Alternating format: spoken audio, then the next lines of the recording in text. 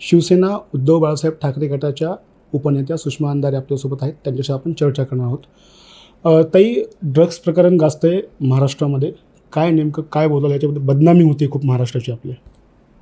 नाही, पुणे हे विद्येचं संस्कृतीचं माहेरघर आहे. असं असताना पुण्यामध्ये ज्या पद्धतीने सातत्याने ड्रगचे साठे आढळणं असेल किंवा अशा पद्धतीने ड्रग सेवनचे व्हिडिओ बाहेर येणं असेल, हे या गोष्टीचं द्योतक आहे की गृह खातं म्हणून सपशेल अपयशी ठरलेलं आहे. एक्साईजची जी कामगिरी ती आहे अत्यंत निकृष्ट दर्जाची कामगिरी आहे. त्यामुळे या सगळ्या पार्श्वभूमीवर गेली 8-10 महिने सातत्याने जेव्हा मी ड्रगच्या विरोधातली भूमिका मांडते आणि एक्साईजचे पुण्यातले अधिकारी श्री राजपूत, ज्यांच्यावर अनेक भ्रष्टाचाराचे आरोप आहेत, जोपर्यंत राजपूत आणि राजपूतसारखे अनेक लोक जे आहेत यांच्यावर कारवाई होणार नाही तोपर्यंत या गोष्टी आटोक्यात येणार नाहीत असं आम्हाला वाटतं. आणि याच अनुषंगाने येणाऱ्या 27 तारखेला पुण्यातल्या विधानभवनासमोर शिवसेना उद्धव बाळासाहेब ठाकरे पक्षाच्या वतीने एकूण तरुणांचे प्रश्न समोर घेऊन आम्ही आंदोलन करत आहोत. ताई, नीटच्या परीक्षेमुळे पण विद्यार्थ्यांचं बरंच नुकसान झालेलं आहे. याबद्दल काय सांगाल? नाही, नीटच्या परीक्षेत तर म्हणजे जी परीक्षा विद्यार्थ्यांच्यासाठी त्यांच्या करिअरचा एक ट्विस्टिंग पॉईंट आहे आणि त्या परीक्षेत अशा पद्धतीने म्हणजे नीटची परीक्षा नीट घेतली तर नीट मार्गी लागेल सगळा प्रश्न, परंतु ती नीट होत नाही आहे, ही अडचण आहे.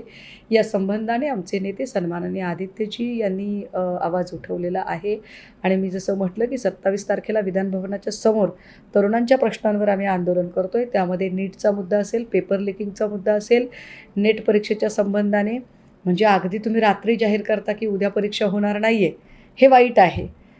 आणि ज्या पद्धतीने आता नीट परीक्षेमध्ये सुद्धा पेपर फुटीचं एकूण कनेक्शन आधी गोध्रा आणि त्यानंतर लातूरपर्यंत येऊन ठेपलेलं आहे, हे गंभीर आहे.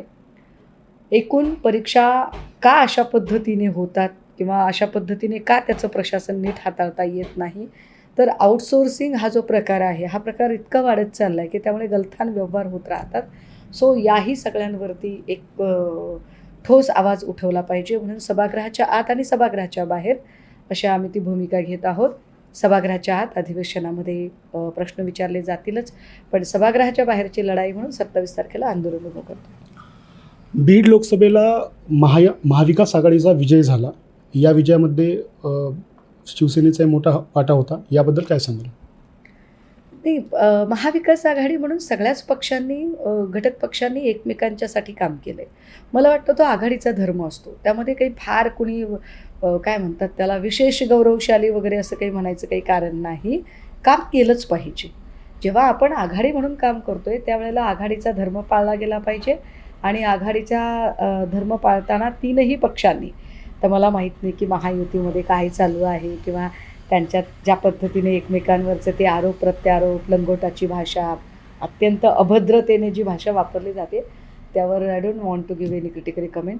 बट महाविकास आघाडी मात्र फार सामंजस्याने एकमेकांचा हात हातात धरून काम करत आहे आणि विधानसभेला सुद्धा ती सामोरी जाईल. आता विधानसभेच्या निवडणुका काही महिन्यावरच येऊन ठेपलेल्या आहेत. बीडमध्ये कशी स्ट्रॅटर्जी असणार आहे? जिल्ह्याभरात 6 जागा आहेत. कशा आपण लढवणार आहात? नाही, 6 जागा आहेत तर माझ्या माहितीप्रमाणे बीडमध्ये कदाचित 3-3 जागांचा 2-2 जागांचा फॉर्म्युला होऊ शकतो आणि त्यामध्ये 2 जागा शिवसेनेला कदाचित येतील, कदाचित 2पेक्षा जास्तसुद्धा येतील. परंतु सध्या तरी आम्ही 2 जागा आमच्या डोक्यात आहेत की आम्ही 2 जागा कदाचित बीड जिल्ह्यामध्ये लढणार आहोत. एकूण हा जर फॉर्म्युला बघितला तर मला असं वाटतं की बऱ्यापैकी 3ही पक्ष समसमान जागा लढवण्यासाठी तयार असतील आणि त्या अनुषंगाने चर्चा चालू आहे. सध्या मराठा आणि ओबीसी वाद मोठ्या प्रमाणात आपल्याला बघायला मिळतोय. यावर कुणीतरी थांबलं पाहिजे असं वाटतंय का तुम्हाला? यावर ना राजकीय नेत्यांनी थांबलं पाहिजे. जो प्रश्न सामाजिक हितसंबंधांना त्यांच्यावर भाष्य करणारा प्रश्न आहे त्यावर राजकीय नेत्यांनी त्या प्रश्नांच्या आडून आपले स्कोअर सेटल करू नयेत असं फार प्रामाणिकपणाने वाटतं. मराठा आंदोलक असतील किंवा ओबीसी आंदोलक असतील, कारण जेव्हा त्याच्या आडून राजकीय नेते आपलं स्कोअर सेटल करायचा प्रयत्न करतात त्यावेळेला मूळ प्रश्न बाजूला राहतो आणि चर्चा अतिशय व्यक्तिगत पातळीवर येत आंदोलन भरकटतं.